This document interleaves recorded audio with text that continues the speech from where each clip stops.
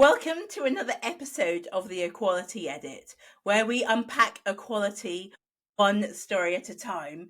Today I'm joined by my colleague Katie, and rather than introduce her, I would like to hand over to her to introduce herself. So over to you, Katie. Thank you so much, Esi. Much appreciated, and thank you for having me here. So my name is Katie Allen. I am an equality, diversity and inclusion specialist, confidence coach, and also a podcast host myself. So it's called Speaking of Brilliant. Inclusion, and there is a fabulous episode where I interview someone called Esi Hardy, and we talk all about disability inclusion. But it's basically all of those conversations that people just want to know the ins and outs of on various topics. And I just love having conversations with people, and it felt like a really good platform. It's like making your own radio and no one can tell you can't, isn't it? That's why we want to do it. Yeah, I mean, I think in the days where podcast begins, that was a very dangerous game, wasn't it? But I think people are realizing that it can be a really useful tool to really educate and inform and share and enable people to understand that it's not just one viewpoint that counts, it's so many others as well.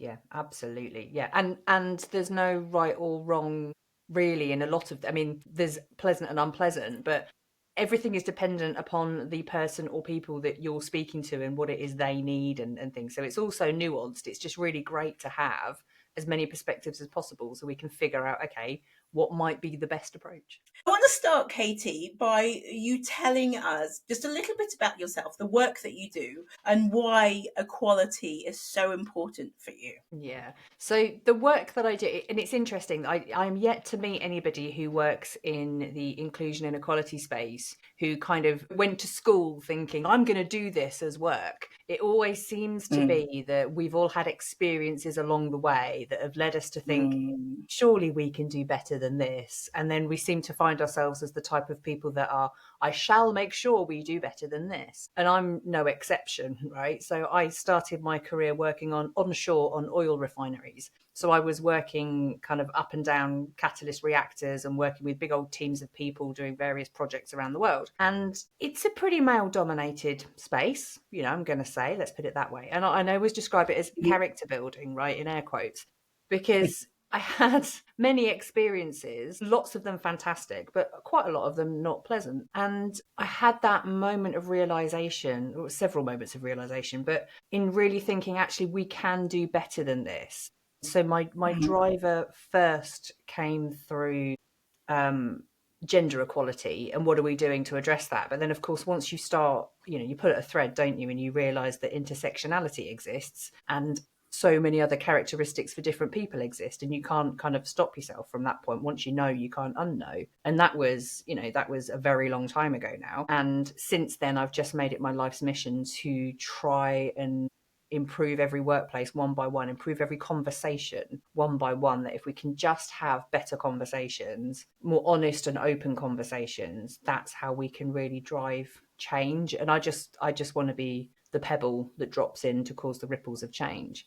And that essentially is then exactly all I do in my work. I'm just trying to help people get over the fear of saying the wrong thing and have better conversations. I think what you've said there is so interesting on so many different levels. Like it's so kind of, I think it really adds to it when you come from such a different background, as in work background, that really has nothing to do with this space at all. And really have the space to think, okay, this is not how life should be, and I'm going to do something about it. I actually was talking to a friend of mine the other day who's an activist, and hopefully she'll record an episode with me as well. And I said, do you like being an activist? And she was like, well, I don't like being an activist, but I have to be an activist. And I was like, oh my God, that's a great title for the podcast episode. But it's so interesting that we all, don't we? We come into these roles because we see the change that's happening and we want to be the people that support to make the difference. Absolutely. And actually, that's such a good point you said about your friend the activist, because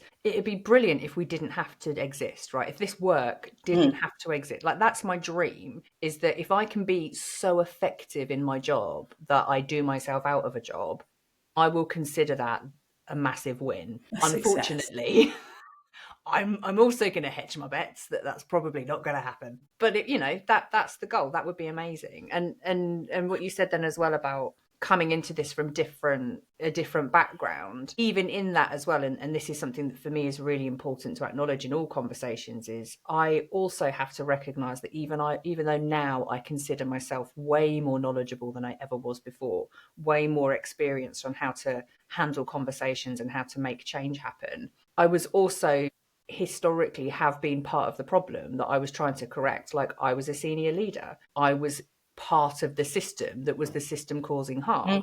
So I also have to stop and think, well, how did my actions contribute? Which means I also know that at some point in the future I'll be looking back now thinking, well, yeah, how have my actions still been causing harm even though I'm trying to do the best work? So it's that there's always that feeling of we're never going to get it 100% right, when no one's perfect, right? So Mm. just knowing that we're all doing the best we can with the tools that we've got, but how do we take a step forward every time?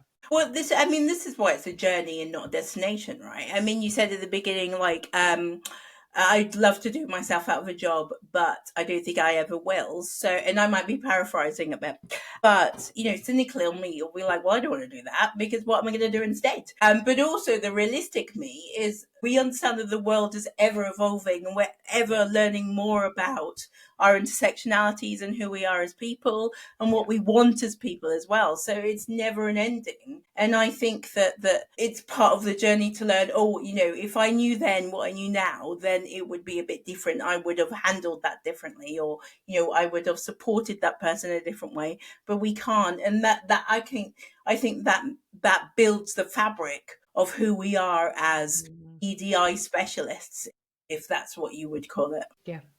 Yeah, absolutely. I agree. So, one of the things we wanted to talk about today on this episode was conversations. I mean, and language and terminology, because I know that's a big part of the work that you do.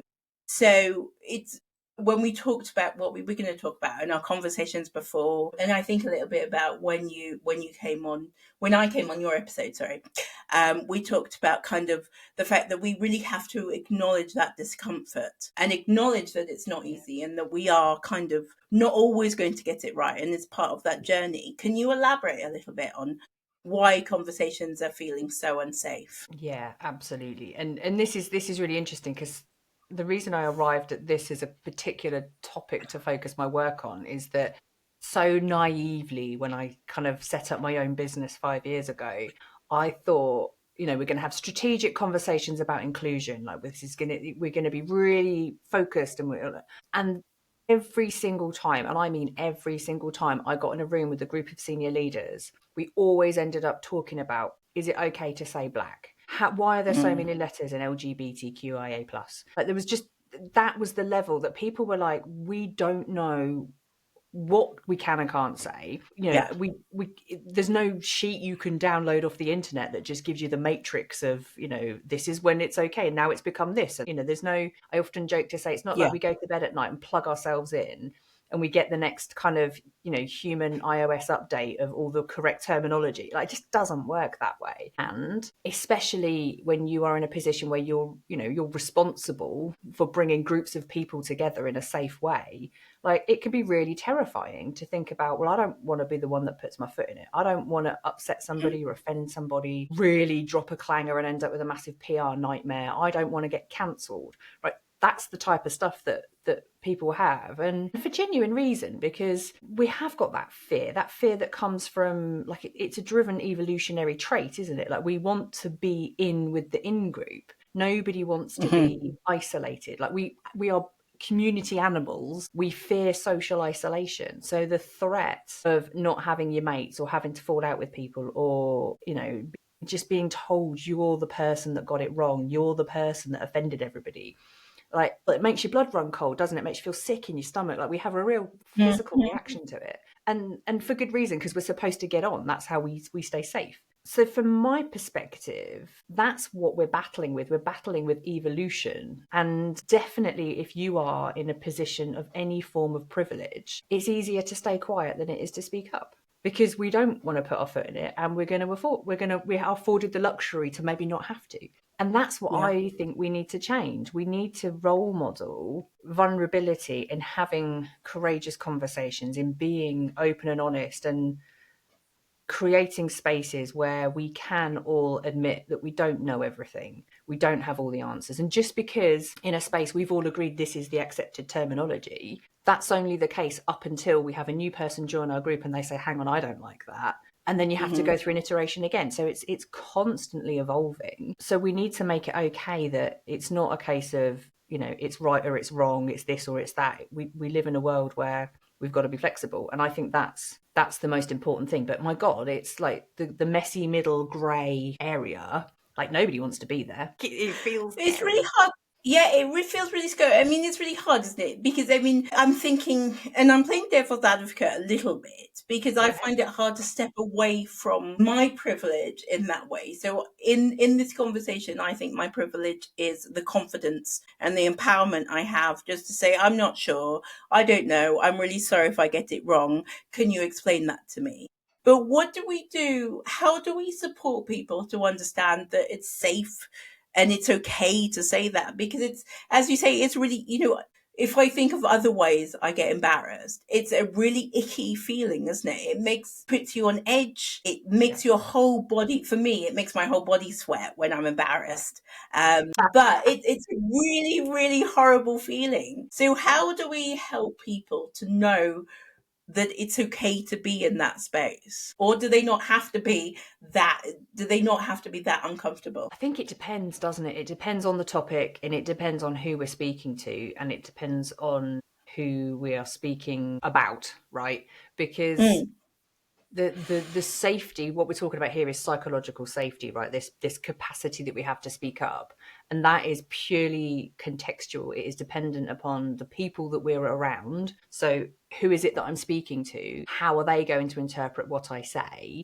And that changes how comfortable or not. So in some contexts, like if you and I having a conversation, we're going to have absolutely no problem going, God, I don't know what that is. You know, I've never heard of that yeah, before. Help me understand it. If I am CEO of, let's say, like a mid-sized company, maybe 500 employees, and I am hearing on the news about the murder of George Floyd, and there is an expectation for me to make a statement. I might, you know, if I'm a white guy in my 50s, I'm like, yeah, I'm probably not going to know what the hell to say, and the stakes feel high. So yeah. it's really contextual, and one of the only ways to get over that is to practice, is Mm, to spend some time sitting with, okay, so what are the things that I think I know and where do I think those knowledge gaps are? What are the experiences that I've had that mean I hold the beliefs and thoughts that I do?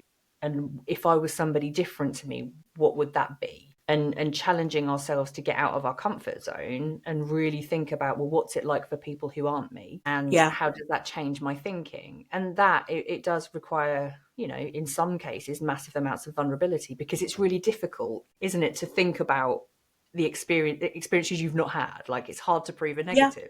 Tell me about all the experiences that you've never had. Like, really hard. So you yeah. have to go and find out from other people, and that involves really awkward conversation, or have, you know, potentially awkward conversations. But best exposure therapy, isn't it? Yeah, no, I agree. And I guess so that again, loads of things I took from that because I was thinking myself while you were talking. I guess it is very situational as well, and it's whether it's appropriate or not, because it's not always appropriate Yeah. to see something and react to it. But when it is appropriate, how can we do it in an appropriate way? It's not about thinking, oh, well, I'm so privileged, I'm so glad that didn't happen to me. It's about thinking, okay, let me find a group that is willing and comfortable to talk about it, and let me be the person to listen, so I am not guiding that conversation where I make assumptions about where it's going to go. I am just sitting here to listen. And I think the important thing also is not to set up the group in reaction to something. So if we take the George Floyd experience, for example, it's not, I've seen this happening, now I'm going to set up a group to talk about how Black people feel in America. These groups should already exist. These places should already exist where there's communities that are already talking and sharing and Mm. supporting, that are there, so that then they are authentic, not just a result of, oh, now I realize that and this is what I've done about it. Yeah, absolutely. And to build on that as well, there is the point about who it is that you're going to for your advice, right? Mm, Because there is a lot of information available to us as individuals. You know, podcasting like this, there will be, I don't know, there must be thousands of episodes on all of the different topics that we can possibly think of. Like, you can go and find yourself some podcasts and YouTube videos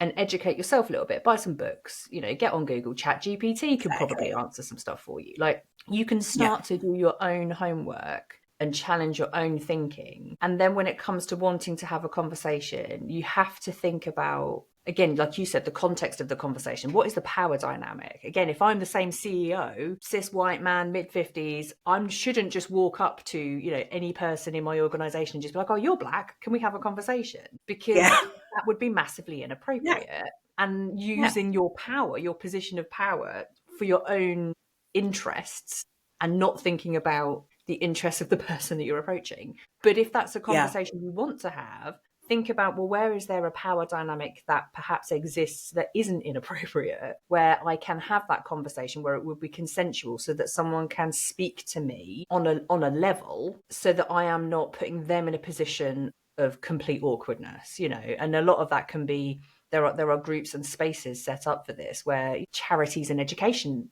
exist, so you can go off and you can pay someone to help educate you, and they will be Mhm. fully equipped to do that because they're used to it. Absolutely. So, yes, and I agree. And I think that it's important that the work is done to understand whether actually, why are you doing this in the first place? So, am I doing this Yeah, because I want to be seen to be doing the right thing? Or am I doing this because I really want to yeah, learn and increase my awareness and actually do better in the future? And that the answer to that question, and after you've thought, oh yes, I do want to do this for the right reasons, so what are those reasons for me? Why and why and why?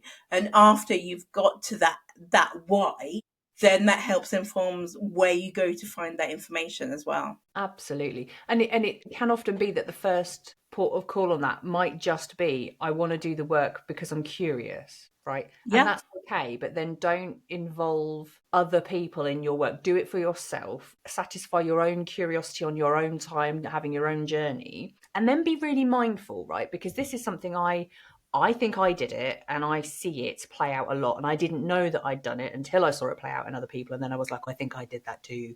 Which is, when we learn things for the first time, we are hit with our own emotional response to that. So I remember, just to continue the theme, learning about anti racism, and the shame that I experienced for having not really Mm, understood it was, it felt overwhelming. And then that became anger towards, how are we still not understanding this? Why aren't we doing more? And I had this whole wave of emotions as a white person learning about racialization. And I wanted to be really vocal about that. But what I also realised is that my outrage at all of this is not new for people that have been experiencing racism for hundreds of years, right?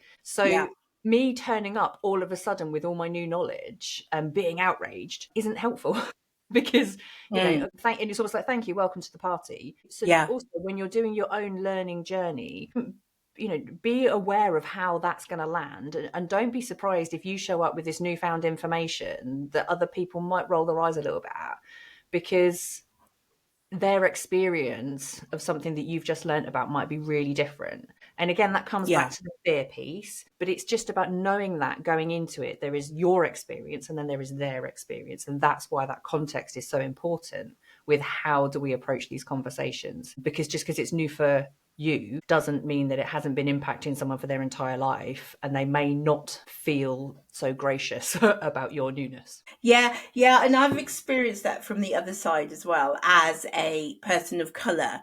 There was a book that came out, "What White People Don't Know About Racism," I think it was called, or I'll look up the name, but I think it was called "What White People Don't Understand About Racism." I put myself in the space of an advocate and an educator. Be patient about this, because it's not her fault that Yeah. arguably, it's not her fault that she didn't understand that before. But absolutely, it's not our responsibility as intersectional people to be patient all the time with everybody when they're learning this for the Yeah. first time. So I think that's a really important message. Yeah. And I get and that does add to the fear then, doesn't it? Because now people will be thinking, oh Mm, God, well, who do we talk to? But again, yeah, like exactly as you've said, it comes back to examine your own motives. Why are you doing this? And do sit with your own discomfort. Do sit with your own feelings, process your own feelings. And if you want to have an outraged conversation, again, using this as an example, if you're a white person, have it with another white person, yeah, you know? yeah. And I would say as well, or have it with somebody that is you really kind of trust and really understands where you're coming from. So for the example that I drew upon a second ago with my mum, at the same Mm. time I'm glad that she came to me and she was talking about that, because it means that we have the relationship where she can do that. And I think that you're absolutely right with kind of understanding that there needs to be an outlet, but just making sure that the person that you're doing that with is comfortable with that being them Mm. as well. I guess we're talking actually now about we talk about consent, right? Make sure you have the Yeah. person's consent. Yeah, yeah, absolutely. And it's not always, yeah, yeah. I mean, I don't know how you feel about this, Katie, but perhaps it's not always by saying, "Can I talk to you about these feelings that I have?" Because things come out in the wash that you're not expecting to say. But just being mindful whilst you're having that conversation that that person is still comfortable with that, either by vocalizing that or by looking out for the body language and the signs that they're giving off as well. So I think that that leads us really well into kind of how we create a space for these conversations to happen, because it's not just like as you said before, it's not just like we walk up to somebody on the street and say, "Oh, can I talk to you about the oppressions you face in these areas? Do you meet this criteria? Oh, brilliant! Let's now sit down for a chat." It's about being in that appropriate space where people are willing to come to you, or they're willing to have that conversation, and creating that psychological safety. So can you kind of tell us what you think about that a little bit? Yeah. So and you've hit the nail on the head then. The words psychological safety for me are kind of paramount, because it is about how do we feel in a space? Do we feel that it is safe for us? Well, A, is it safe to be in the space in the first place? And then once we're there, is it safe for us to contribute to the conversation, to ask questions, and then ultimately, can I have an opposing opinion? Can I disagree? Can I say something that might be controversial? Mm, That is in essence what psychological safety is. If all of those things can happen without the fear of something negative happening as a consequence of that. So then for me, it's about how are we paying attention to the spaces that we are responsible for creating. So are we looking at the dynamics within the groups that we're in, and are we doing all that we can to make sure multiple perspectives are welcome? People from all combinations of demographics don't have barriers when it comes to feeling like they are included, when it comes to feeling like they're safe. hmm And how are we making sure that the conversations that can take place are honest, are vulnerable, and I think honest and true, like they are the real feelings of people. Often we can find in spaces the person with the most seniority in a room says something, everybody just nods and goes, yes, yes, yes, Dave, Yeah. yes, we'll do that. Inside they go, no, this is a terrible idea. But no one's going to say that. So it's about Yeah. knowing that the conversation is happening is the legit conversation that is the benefit of everybody. And a lot of that then comes with, again, if you are the most senior or one of the most senior people in the room, how are you role modeling your vulnerability and the behaviors and the engagement that you would like to see, so that it does signal to everybody else that that's a safe space. And that's Yeah. And challenging. sorry. I guess for me as well, it's about making sure that every part of that, those pieces in that psychological safety is taken care of. So for me as a disabled person, part of me feeling psychological safe in a room and feeling as though that I'm valued and can contribute in that space is having my access requirements, my physical access requirements taken care of. Because it might seem, oh yeah, well, it doesn't matter if you're not physically comfortable to speak your mind, but actually it does, because if it comes across as though I haven't been thought about in that room in how I'm going to be comfortable physically, me, then why am I ever going to feel safe to share anything? So it's making sure that people's physical access requirements are taken care of as well, so that they know that they've been thought about, they're valued, and their contribution, therefore, is going to be valued at the end of the day as well. Absolutely. And I think that is just the perfect example, isn't it? Because can you imagine if we all turned up to a meeting and the instruction was, I now want you to hold a squat for the next 45 minutes of this meeting? Like, no one could cope with that. It wouldn't be okay. And that, Of course, you're going into a gym. even then, squat for 45 minutes? No, thank you. Oh, really? I'll take your word for it. I've never actually tried.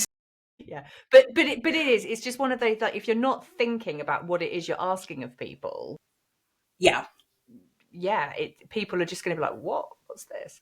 And it works Yeah. both ways, right? Because it's as a leader, if you are a leader, it is being able to role model the behaviors that you want. And then it is also, if you are kind of a contributor, paying attention to the indicators that people are laying down for you. And if you've got a leader that is role modeling vulnerability and is role modeling kind of, they are the type of person that step and say, do you know what? I don't know about that. Would anyone else like to share their thoughts first? Like, pick up that signal that they're inviting you to participate. Like, be someone who thinks, oh, okay, this is good. Let's Mm-hmm. get involved, because that's how group dynamics change and shift as well. Mm-hmm. And I think there's nothing more sad than maybe leaders trying to role model this and then they're just met with, well, so it's kind of, Yeah. it can work both ways. Yeah, and I think for me, it's about setting the scene as the leader before that engagement. So it's not about like being a horrible boss beforehand and then walking into a room and saying, "Oh, you are safe. Tell us everything."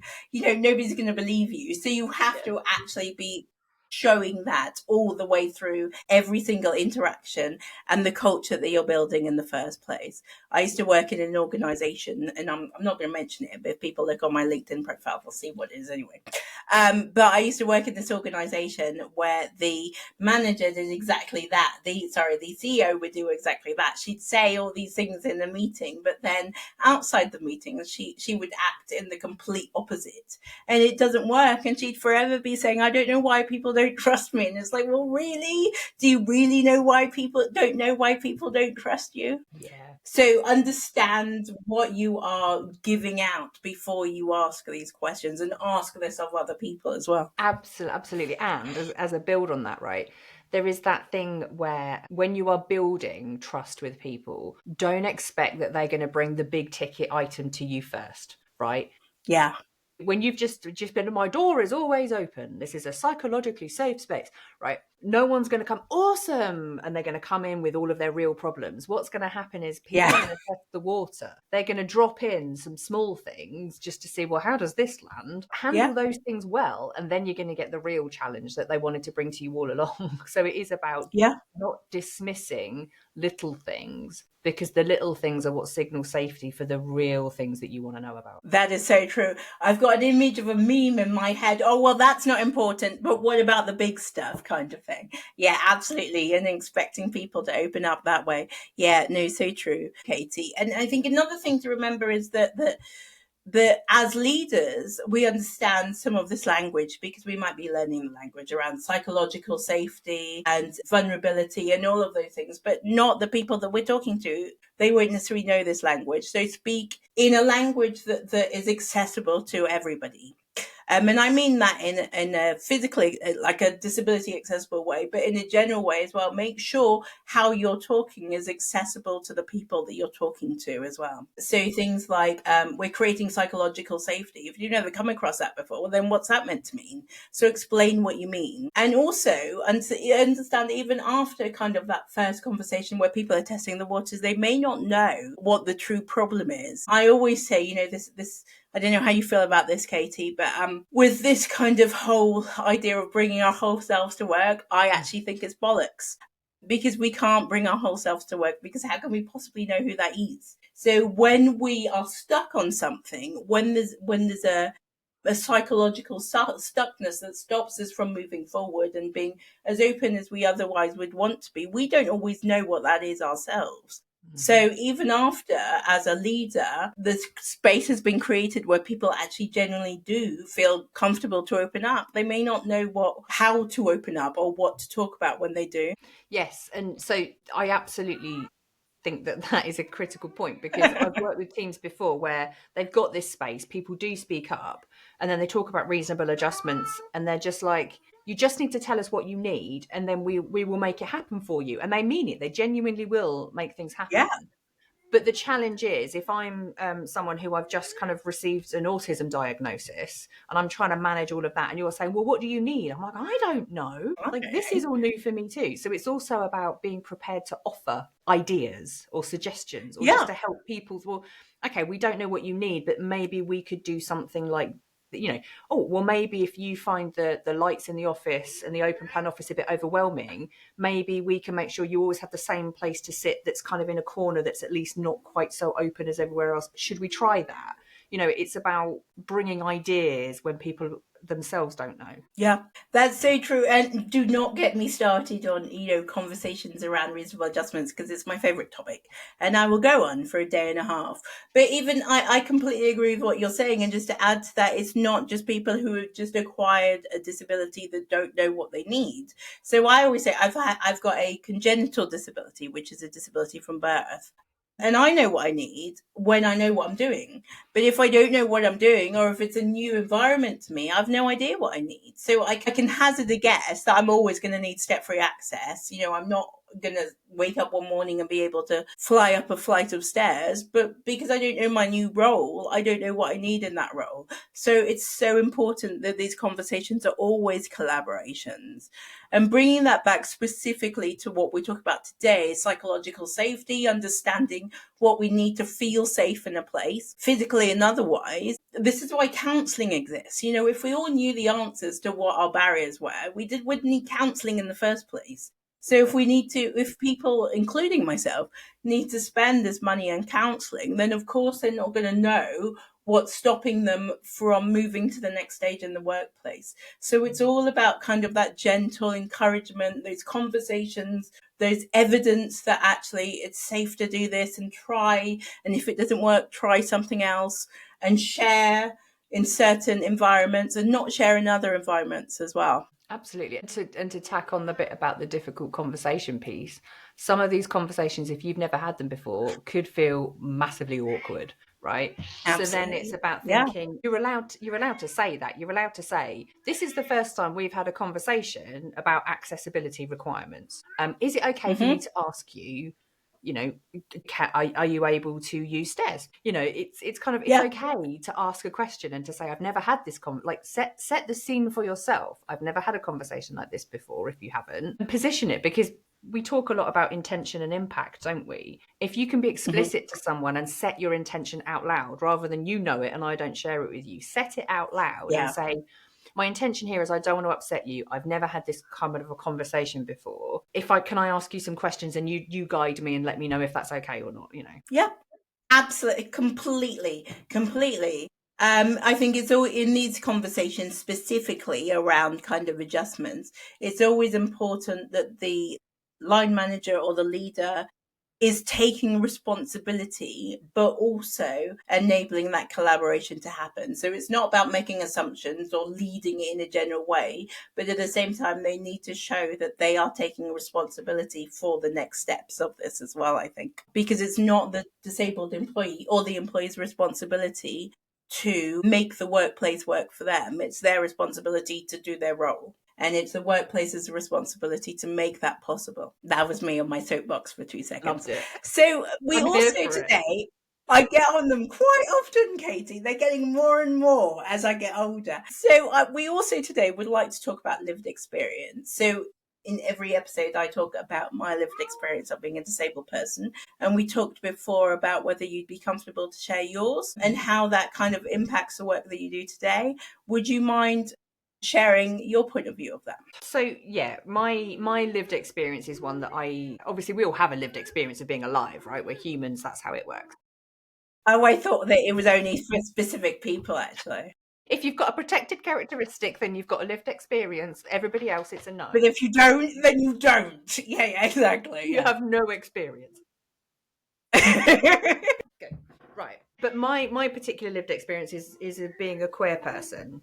And I caveat that with I know the word queer isn't something that everybody enjoys. I enjoy to use it for myself, and that is why I'm using it. If you Mhm. are also part of the LGBTQIA plus spectrum and you don't like that word, then I apologise to you, but I feel comfortable with it.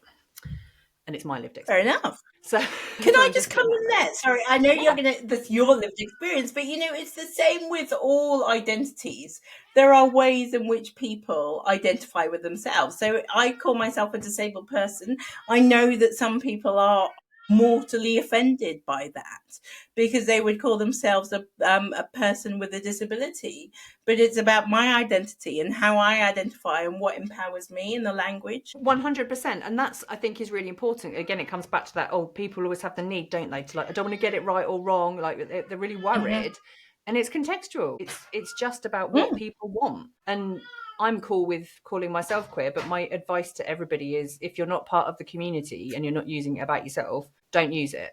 You say Yeah, LGBTQIA plus because you're much less likely to upset somebody. But it's fine if people use it about me. But I am I a queer agree. Yeah. person, and particularly I'm the A in the spectrum of LGBTQIA plus.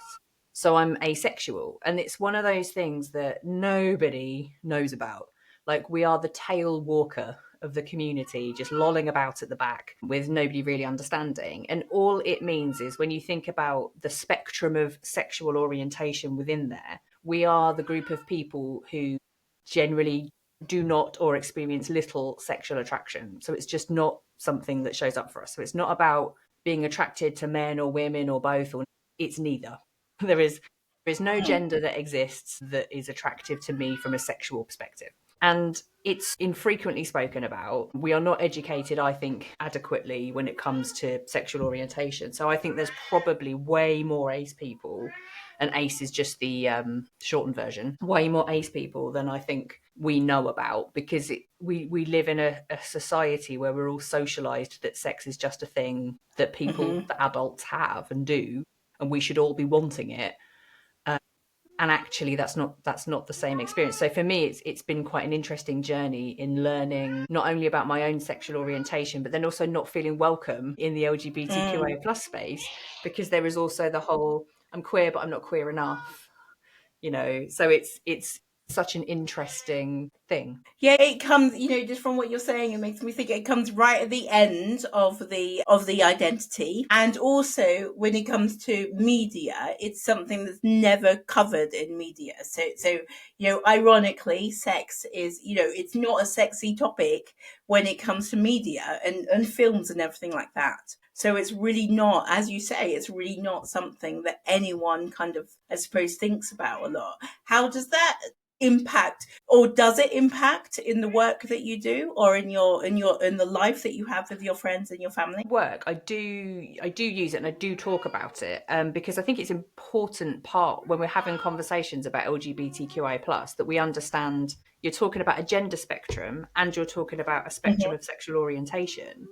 And if we're not talking about all aspects, and one thing I like to say is when we're so busy talking about all the ways in which people are attracted to each other, there is a whole group of people that are not attracted to each other, and that is Yeah. literally 50% of the conversation, and we're not talking about it. So it's Yeah. so interesting. And I think personally, if we spent more time talking about asexuality, a lot of people would probably understand their relationships and own attractions better, because when we stop talking about sexual attraction and we start talking about emotional attraction and kind of the other ways in which we connect with each other as humans and form relationships, for a lot of people, sex isn't the first thing. Mhm. It kind of comes down the line. And when you are having conversations about asexuality, those things become a bit more present because you have to unpick what's going on for you as a human. So for me, I find I think it's super interesting. I'm biased, right? But I just think it's fascinating. And I wish we would talk about it more. And it's getting better. You said there about the media. It is getting better. There are a few ace characters now that pop up usually in very specific shows like Heartstopper, which is about Oh, it's wonderful. And programs like Sex Education with Gillian Anderson, like that was fantastic. yeah.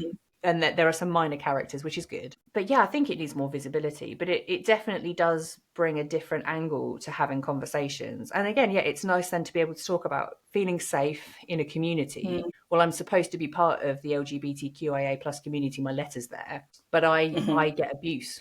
I've had lots of online Hmm. abuse when I start talking about Really? asexual awareness. I get abuse from people saying you're not really, you're not really an oppressed demographic. Why do you need Wow. awareness? And it's like, yeah, for that reason, for everything you've just said. Wow. Yeah. Yeah, yeah. Ironically, yeah. Wow. It's interesting. So when it comes to disability, I don't know so much anymore, but definitely when I was growing up, asexuality and disability were kind of synonymous with each other. So if you're disabled, then obviously you're asexual. And so in the community, especially around the 90s and 2000s, it was very taboo because of the assumptions that came with being disabled. And that was really, really difficult. So I think, I mean, I can only talk from my experience. I'm not talking from other disabled people's experiences at all, obviously. But I think for me, that's why it's been quite a taboo subject to talk about or to even think about, really, because it's like, oh no, I'm not that, because just because I'm disabled, you can't make that assumption about me, which makes it into this kind of really almost a dirty word in that way.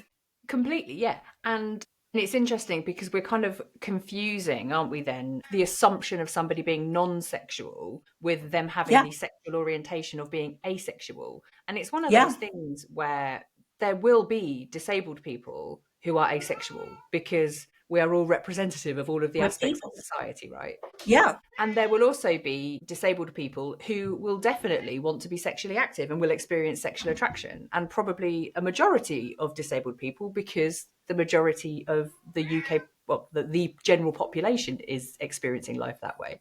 And then it's just a Hmm. matter of how that gets followed up on. But the Yeah. attraction, like the sexual orientation piece, is so different to a person's capacity or willingness to want to engage in sex, and those two things are different, and I think that's really important. Absolutely, 100%. There's a charity in London called Parapride. I don't know if you've come across it, Katie. Have you? I haven't, no. I'm gonna make a They're note. brilliant. I would definitely recommend them. I was a trust too. So no, Parapride is a LGBTQ plus disabled persons charity, and it sits in the intersection of the two identities. And the charity exists to empower and educate people on those two identities, and especially how they intersect with each other. And they do a lot of work on sex positivity when it comes to assumptions made about disabled people and people in the LGBTQ plus IA space.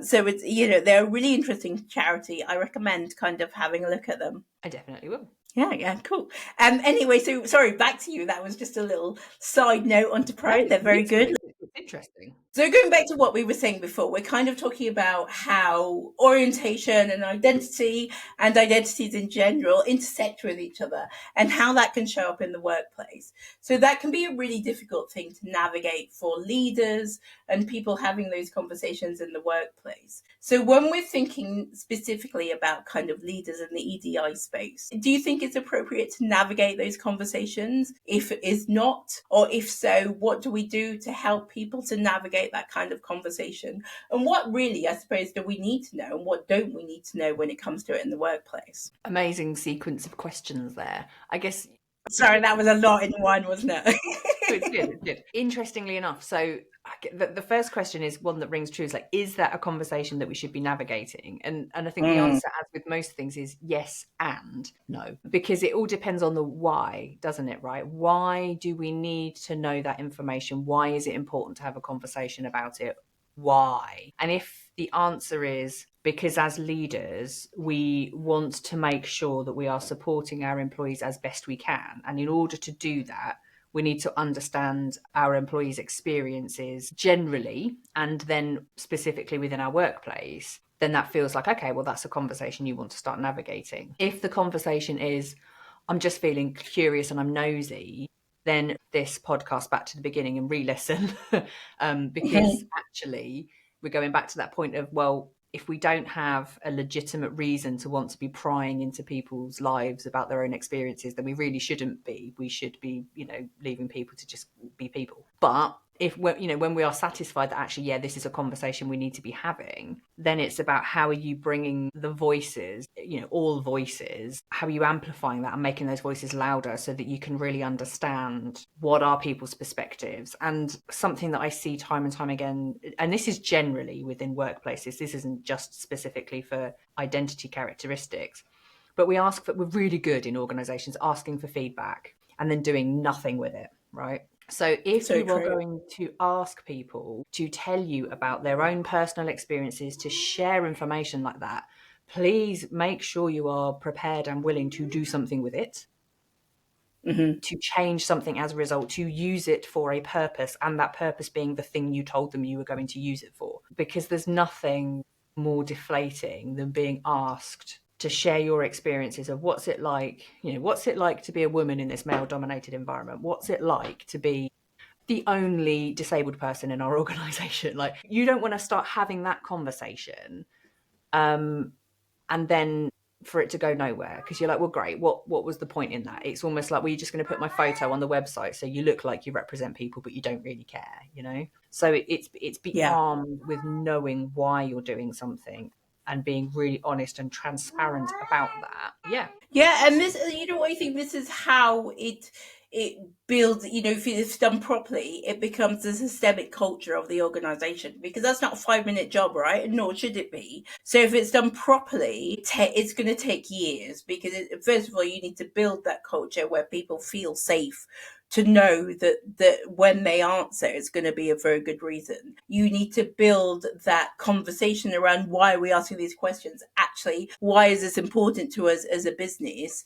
And how is it going to feed our values and our intentions? And what are we going to do with this? All of those things, as you say, it's going to take time. So if it's done properly, it really feeds into the wider purpose of the business for years to come as well. Absolutely. And also know that when you're asking for people to be honest, you will hear things that are useful. You will hear things that you will not know, and you'll be like, wow, we didn't know that. We can definitely do something about that.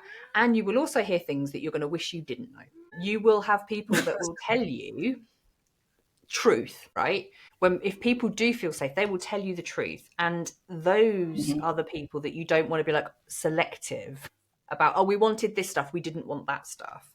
When you're asking for feedback, you're going to get all of it. And you have to be responsible for, you're taking accountability for all of it, listening to all of Yeah. it, and deciding what you're going to do with all of it. Even if one of the answers could be something gets raised that is, okay, we didn't foresee that. We don't have a way of doing anything about that yet. But thank you for telling us. Even if that's kind of your response to say, we hear you. We've asked you for this. We hear you. This is probably going to take more resource than we've got. This is going to take more of a more thinking, more attention than we've got currently. But thank you for telling us. Don't just Yeah. leave people hanging. Don't cherry Yeah. pick your information. Yeah. And with that, it's also, just following on from that, it's about understanding what kind of authority you have to do something about it. So, if you're a team leader, you may not be able to change the policy, kind of thing. Yeah, absolutely. Yeah, what scope of influence, right? Yeah, yeah, Thank you. Yeah, exactly. yeah, And exactly. So I mean, yeah, I suppose it's also about kind of understanding what scope of influence, to use Katie's words, that you have over this completely. Because if you are, let's say, in an HR role, but this is something to do with procurement, and you're saying, oh, yes, we'll fix this overnight, then you're setting false expectations for the person. So it's understanding what you can do, what you can influence, and what you can signpost and tell other people about as well. absolutely. And also not expecting perfection, right? You're not going to get it Yeah. right the first time you try something. You aren't going to launch an inclusion survey or some listening circles, get pristine and helpful information back that you will then be able to turn into a tangible, measurable solution coming out the other side. It doesn't work that way. You are looking for progress. You are looking for Oh, steps that take you forwards. That is disappointing. As a perfectionist, that is the most disappointing thing I've heard all year. No joking, tongue in cheek. Absolutely. We always have to remember this is a journey. Every time we ask a question and ask for feedback and listen, we are evolving. Nothing is, as Katie said, nothing's going to change overnight. And we have to move at the pace that we can move at, and not being impatient, but also to help other people understand that this is moving at the pace it needs to as well. Because if you think everything is going to change overnight, first of all, you're going to be disappointed. And second of all, it will never be done properly. It'll just be done quickly. Yes. Yes, exactly. So moving on to the last section of today, I want to talk about what people can take away and what they can actually action. There's been so much stuff that people can take away and implement, I think, as a result of what we've talked about today. But if you're going to say to leaders what the one thing they can do in the next, I don't know, year to kind of have these courageous conversations, to start to build this environment where people feel confident to be a bit more open, what would you say? I would say begin at your beginning. And for most of us, our beginning is be honest with yourself about your own frame of reference. So really think about what are your own lived experiences, like what's your me state of play, what are your beliefs, Mm-hmm. your values, your experiences, and how do they shape who you are and how you see the world, and kind of and get comfortable in understanding that about yourself, because then that is the building block that you will use to then understand what are my biases, what am I missing, what else is going on. You build from that point, but you have to know where you're starting from, and you have to be honest with yourself. You have to say, actually, I know nothing about LGBTQIA plus rights or experience. Mm-hmm. I know nothing, and that's okay, but just acknowledge it to yourself. Brilliant, thank you. Is there anything else you would like to share? In a minute, I'm going to ask you how you would like to how people can get in touch with you. But is there anything else you'd like to share about our conversation? I would say don't underestimate the importance of being able to have difficult conversations, because even though this particular conversation has been about identity and the icky equality stuff that people often, because when we're talking about people and with people, that has higher stakes. But just don't underestimate the importance that if you can get confident step by step having these conversations, all of your conversations will be better. All of your Mm-hmm. personal relationships will be better. It won't just be your working culture. It will be the conversations you have with your partner and your siblings and your parents. So Like, true. everything gets better when you get better at having difficult conversations. And when you think about boundaries in a different way, you think about consent and literally everything changes when you learn the art of having a difficult conversation. So yeah, start. Awesome. Thank you very much. Now, I like to ask all my guests who their favorite influencers are. So this can either be maybe a content creator or books that you read or anything else. I mean, obviously you're going to say me, but after me, Obviously. who else? Obviously, Esi Hardy, for sure. Oh, thanks, Katie. That's so kind. No, I mean, of course. Personally, I am a huge, huge fan of someone called Deborah Francis White. So she is actually a comedian. She's Australian, but she lives in the UK now. And for Mm-hmm. many, many years, she has been the host of a podcast called The Guilty Feminist. It's brilliant. It is a stand-up comedy focused podcast that tackles issues of inequality. So for me, it ticks all my boxes. Mm. And she has been an absolute legend when it comes at just connecting people from different backgrounds and having these types of conversations. And it's been an absolute inspiration and influence on everything that I do. So that is probably the biggest influence. And then there are also, God, so many other people who maybe are just regular folk on the internet doing stuff. So Katie Neves, who is a transgender awareness speaker, she's I love amazing. Candy. Yeah, just love, love, love. People like Nova Reed, who talks about inequality a lot and anti-racism. It's just there's so many. Honestly, there are so many people. I could talk about Yeah. a lot of people. Most of them I've had on my podcast as well. So So we'll put the link to your podcast in the show notes, but also I want you to share what your podcast is and how people can listen to it and yeah, so watch it's it. It's the Speaking of Inclusion podcast. It's available on Spotify, Apple Podcasts, and I have a YouTube channel that streams the video versions of it as well. And yeah, it's a very simple. They usually run to an hour long podcast of just different people talking about different stuff. Cool, excellent. Thank you very much. And where can people find you and get in touch with you? Well, what I lack in creativity by calling myself Katie Allen Consulting. So my website is katieallenconsulting.com. I make up for in fantastic content and expertise, which is what you will find on my website and also on my LinkedIn, where you can find me as well as Katie Allen. So just search for my name, you will find me. I've also got a TEDx talk out there as well that you can go and watch too. Jealous. So I think people underestimate the value of using their own name for their business. I don't think it lacks creativity at all. I think, it's just an ingenious idea. I just on a side note, in 2020, I was like, oh my God, when we went into lockdown, what am I going to do? We need to pivot. So I thought, the community, called it the disability inclusion community.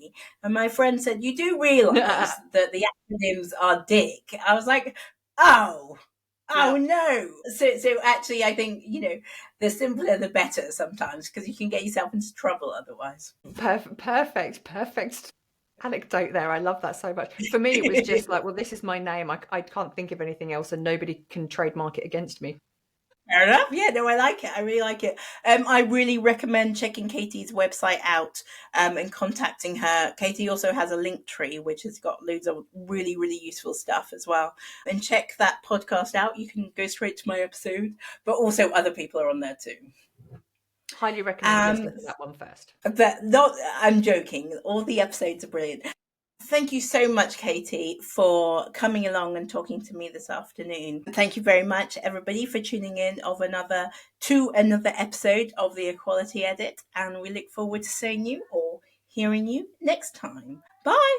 If you're watching on YouTube, don't forget to like, subscribe, and press the notification button so you don't miss anything. If you're watching on Spotify, give us a 5-star rating.